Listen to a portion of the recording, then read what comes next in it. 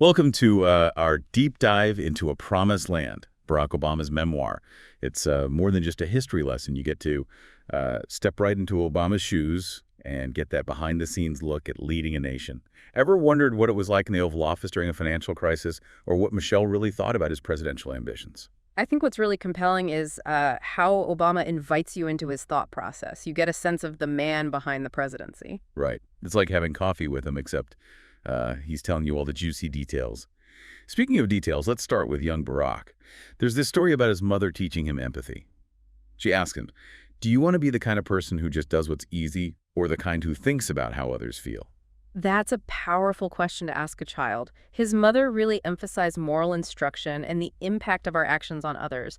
This value resonates through Obama's life, from community organizing to politics. These early experiences shape our worldview. His mom sounds incredible. She spent a lot of her life in Southeast Asia setting up micro-lending programs for people in poverty. Absolutely. Her commitment to social justice and independent spirit clearly had an impact on Obama. And then there's Michelle. I love the story about Obama taking her to an organizing workshop early in their relationship. It gives you insight into their dynamic early on. Obama, the idealistic community organizer, and Michelle, the pragmatic lawyer. And you see Michelle questioning his tendency to choose the hard way. Because who wouldn't be hesitant about their partner going into politics? Especially when Michelle wasn't thrilled about his decision to run for office. They were just starting their life together, had young children, and Obama even admits that being a state senator isn't glamorous. Michelle's skepticism makes sense. She knew the toll politics could take on a family. But Obama was determined. He even made a pros and cons list. Very analytical, right? That list highlights his thought process. He was trying to reassure her. What is that drive?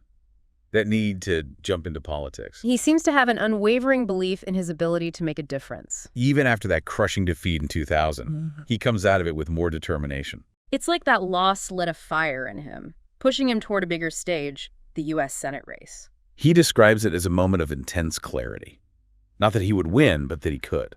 That sense of purpose is so powerful. It takes him to the 2004 Democratic National Convention, where he delivers that keynote address.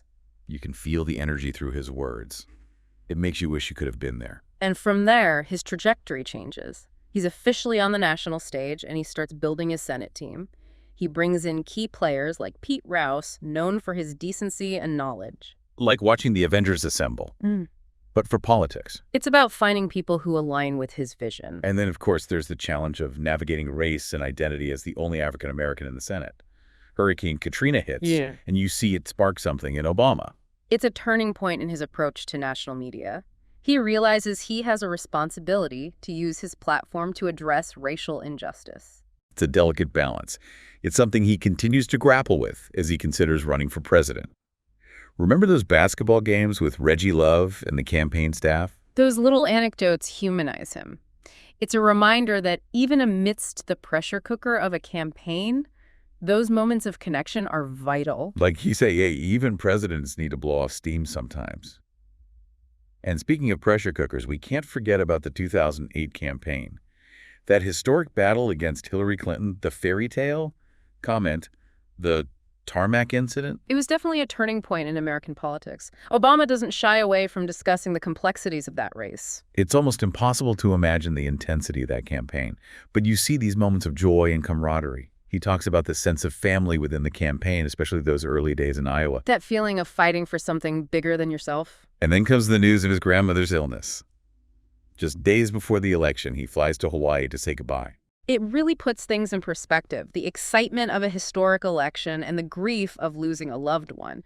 And through it all, life marches on. The campaign continues, he wins the election, and then bam, he's dealing with a financial crisis. Talk about a trial by fire.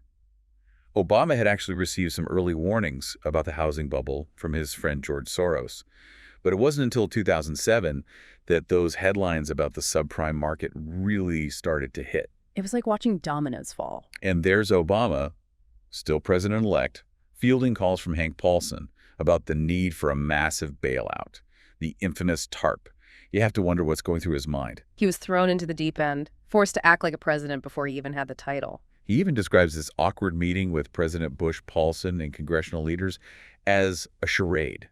It makes you realize how much political maneuvering goes on behind closed It doors. exposes the reality of politics. And then there were those tense meetings with Wall Street executives. Obama warned them about pitchforks. He was walking a tightrope, trying to stabilize the financial system while addressing the concerns of everyday It Americans. makes you wonder, how do you even begin to tackle a problem of that scale? And speaking of tough challenges, let's talk about healthcare reform. Millions uninsured, skyrocketing premiums. It was a bold and ambitious undertaking. Obama knew it wouldn't be easy. But he faced opposition at every turn. Republicans were obviously against it, but even within the Democratic Party, there were disagreements. It's a classic example of the messy reality of politics. You also see his efforts to reach across the aisle. He tasks his legislative affairs team with finding common ground with Republicans. That commitment to bipartisanship was a hallmark of his early presidency. But it ultimately proved futile. The Tea Party was a force to be reckoned with. The Tea Party's rise was a symptom of a deeper discontent in American society. And then you have that infamous beer summit. Professor Henry Louis Gates Jr. gets arrested on his own porch. Obama weighs in, and suddenly he's accused of siding against the police. It highlights the outsized attention given to incidents that intersect with race and politics. And then Senator Ted Kennedy passes away. A huge loss for the Democrats and for Obama, personally. He talks about attending the funeral and being struck by Ted Kennedy Jr.'s words about his father's belief in redemption. Think about it. Healthcare reform is on the verge of collapse. Kennedy's words about perseverance must have resonated deeply with Obama. And he did persevere. Against all odds, the Affordable Care Act passes. The passage of the Affordable Care Act was a landmark achievement, but it came at a cost. Now let's shift our focus to foreign policy. Right from the start, he's dealing with two wars, Iraq and Afghanistan. He talks about meeting with Robert Gates, the holdover defense secretary. It's a fascinating glimpse into the dynamics between a new president and a seasoned cabinet member. Obama actually describes those differences as a clash between politics and military strategy. It's a tension that exists in any administration, especially when it comes to war and peace. And those political risks were certainly real in Afghanistan. Remember, Obama campaigned as an anti-war candidate? But then he makes the decision to increase troop levels. It was a difficult decision, a classic example of the complexities of leadership. He also talks about the challenges of working with international partners, particularly in Afghanistan. International diplomacy is rarely straightforward. And then you have his interactions with Russian President Dmitry Medvedev and Prime Minister Vladimir Putin. That's quite the colorful description. It's like a high-stakes chess game with the fate of the world hanging in the balance. And speaking of high stakes, remember that electrifying speech Obama gave in Cairo, reaching out to the Muslim world. That speech was a pivotal moment in Obama's foreign policy. And let's not forget the global economic crisis. Obama had to convince the G20 leaders to work together. It was a monumental diplomatic effort. It's a testament to his ability to juggle multiple crises, think strategically, and maintain his composure. And amidst all of this, you see these moments where he tries to maintain some semblance of a normal family life. He shares this touching anecdote about him and Michelle looking out the window of their hotel room in Oslo after he received the Nobel Peace Prize. He describes feeling a mix of emotions. Gratitude for the recognition, but also an awareness of the challenges facing the world. It's a powerful moment of reflection. It also reminds you that leadership isn't about achieving perfection. It's about navigating complex situations, making difficult choices, and striving to make the world a little better. Makes you wonder, what does it really take to lead a nation through turbulent times? That's the question that stays with you long after you finish reading A Promised Land. So we've seen Obama, the community organizer, the state senator, the presidential candidate, the commander-in-chief, the global diplomat. But what about Obama, the man, the husband, the father? You see him struggling to balance the demands of his job with his desire to be present for his family. Absolutely. We see his close relationship with Michelle, her unwavering support, but also her willingness to challenge him. Their partnership is a testament to the power of love, respect, and shared values. And then there are those heartwarming moments with his daughters, Malia and Sasha. Those anecdotes are a reminder that even in the midst of extraordinary circumstances, the simple joys of family life can ground you.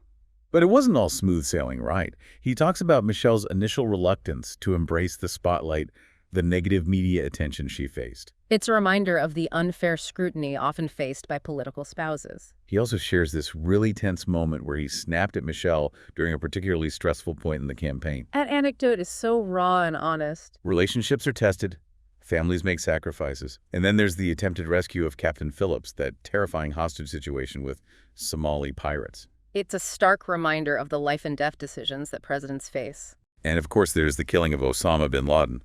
He takes you inside the Situation Room, describing the meticulous planning, the agonizing wait, and ultimately, the collective sigh of relief. It was a defining moment of his presidency. You can feel the tension, the uncertainty, the immense responsibility weighing on him. It's a reminder that even in moments of triumph, there are moral ambiguities. It makes you think about the kind of person it takes to make those kinds of decisions. And yet he faced those challenges head-on, always striving to do what he believed was right, even when it was unpopular or risky.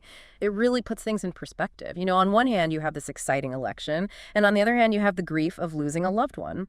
And Obama has to keep going. He has to. Yeah, the campaign continues, he wins the election, and suddenly he's dealing with a financial crisis. And this was a huge financial crisis, like a trial by fire. Obama had gotten some warnings about the housing bubble, from his friend George Soros.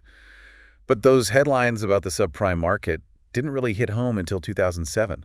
Remember when New Century Financial went bankrupt? That was just the beginning. He was. Yeah, it was like watching dominoes fall. And then there's Obama, not even president yet. Yeah. And he's getting calls from Hank Paulson about the bailout, the TARP. Oh, yeah. He had to learn how to be president really fast. He did. And he talks about this meeting with President Bush Paulson and some congressional leaders. He said it felt like a charade. Wow. Like they were just there for John McCain. Mm-hmm. So you realize how much goes on behind the scenes in politics. Especially during a crisis. Right. And then there were all those meetings with Wall Street executives. Obama warned them about pitchforks. So basically he was saying, fix this or else. Right. People are angry. Yeah, he was trying to stabilize the financial system and keep the American people calm. It's hard to imagine how he managed to deal with all of that. Yeah, it was a lot. It was. And speaking of a lot, let's talk about healthcare reform. Oh, yeah. Millions of people without insurance premiums going up. A real mess. It was. And Obama knew it would be hard to fix. It was a huge undertaking. It was. And he had a lot of opposition. Republicans were against it, of course, but even some Democrats weren't happy. He even had to give up some of his ideas, like drug reimportation and a public option. It just shows you how hard it is to get things done in politics. It really does. Yeah. But you also see him trying to work with Republicans. That was one of the things that made him stand out. He really tried to be bipartisan. But the Tea Party was really gaining power at that time. They were. And they didn't want the government to be involved in health care. And then there was that beer summit. Oh, yeah, that was a whole thing. Professor Gates gets arrested on his own porch, and then Obama gets pulled into it. It blew up in the media. It did. And then Senator Kennedy dies. That was a big loss. It was. Obama talks about going to the funeral and hearing Ted Kennedy Jr. talk about his father. What did he say? He said his father believed in never giving up, that even when things were tough, you had to keep fighting. Wow. That must have been powerful. It was. Especially at that moment. Especially at that moment. And healthcare reform was failing. The Democrats were losing support. The Tea Party was gaining momentum. It was a really hard time. Yeah. But he kept going. And eventually the Affordable Care Act passed. It was a big achievement. It was. But it came at a price. So let's move on to foreign policy. Okay. From day one, Obama had to deal with 2 wars in Iraq and Afghanistan. And he talks about his meetings with Robert Gates, the Secretary of Defense. I can imagine those are interesting. They were. Obama and Gates had very different ideas about how to handle those wars. In what way? Well, Gates was more focused on the military side of things. Yeah. Obama wanted to consider the bigger picture, things like public opinion and the economy. That makes sense. Yeah, and Obama actually says that he and Gates had different views on the role of politics in military strategy. Interesting. Yeah, and it was especially tricky in Afghanistan because Obama had campaigned against the war, but then he decided to send more troops there. Why did he do that? He felt like he had to keep the Afghan government from collapsing. I see. It was a tough decision. Sounds like it. And then there was Russia. Obama talks about meeting with Medvedev and Putin. Oh, wow. He even calls Putin a turd sandwich. Wow, he didn't hold back. He didn't.